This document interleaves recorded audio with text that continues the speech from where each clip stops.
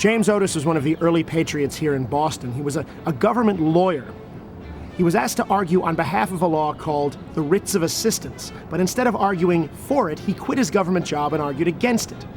Now, the Writs of Assistance were a lot like a modern-day search warrant, but they required very little in the way of probable cause. They could search anyone at any time during the day. Nighttime was considered rude. And they were good until 6 months after the death of the king who signed them in the first place. As you can imagine, we were not very happy with these. The British government had a law which required us to buy and sell, to import and export within the British Empire. A great example of that is the production of rum here in Massachusetts. In Massachusetts, we produced 2.7 million gallons of rum each year, which requires us to import molasses and sugar. Now, we're supposed to get that from the British West Indies. However, the British West Indies only produce 25% of what it is that we need to make all of that rum. What are we supposed to do? Close the distilleries? Put all of those men out of work? Oh, don't worry. The merchants here in Boston had a perfect solution. Smuggling. If the British West Indies don't have enough rum, don't worry. Sorry.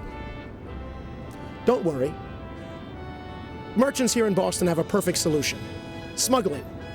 If the British West Indies don't produce enough molasses and sugar for you to make the rum, smuggle it in from French colonies or Dutch colonies or Spanish colonies. Of course, the British government was not terribly happy with that. They lost taxes on the purchasing end, and then when it came here to America, you couldn't declare it since it was illegally purchased, so they lost the collection of taxes here on this end, which was contributing to the great debt that the British government had worked up fighting in the French and Indian Wars.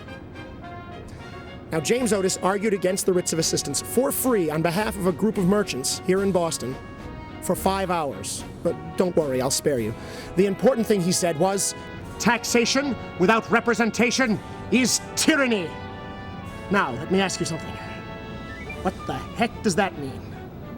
Well, James Otis thought the Writs of Assistance were unconstitutional. Got a trick question for you. How many of you have ever seen the British Constitution? You're right, there isn't one, at least not on one piece of paper. There are several pieces of paper, including, how many of you have ever heard of the Magna Carta of 1215? All right, now be honest. How many of you were thinking that that was a large cup of coffee at Starbucks?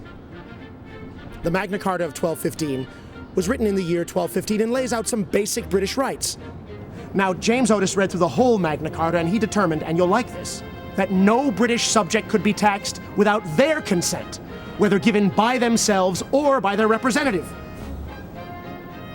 Well, let's assume that it had to be at least their representative. Do we have any representation in Parliament? Of course not. And you'd think James Otis would win. Aha, but have you heard of virtual representation? And I don't mean something you do on the internet either. Virtual representation means basically this. As long as there is a parliament in England that represents English people, it represents virtually all of the Englishmen in the British Empire. Well, that doesn't sound terribly fair if you don't actually have any representation.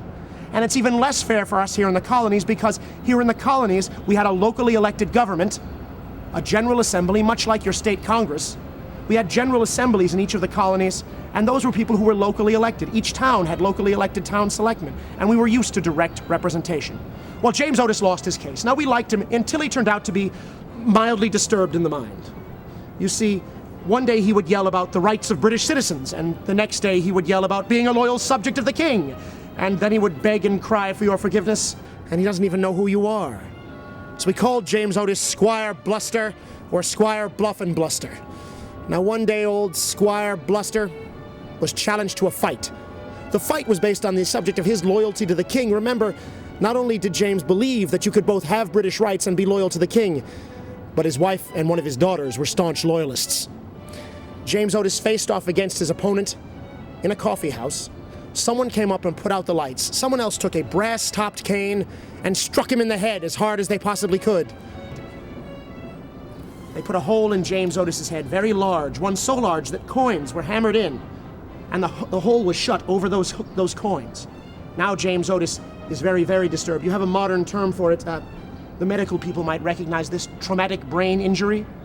James Otis now is drooling and spitting and foaming at the mouth and shooting pistols off in the air, and uttering profound statements and running screaming from the room. Finally, we took him out of town and gave him a short rest. After that rest, we gave him the only job we felt he was qualified for. And remember, if I make this stuff up, it's not really very funny. They made him a school teacher. Now, James Otis lived to be 58 years old. At the age of 58 in 1783, he stepped out onto a balcony during a thunderstorm, and he raged at the heavens. And the heavens, having heard quite enough about James Otis, raged back. And poor James Otis was struck by lightning for the second time. Only this time it killed him. One last little thing about James Otis.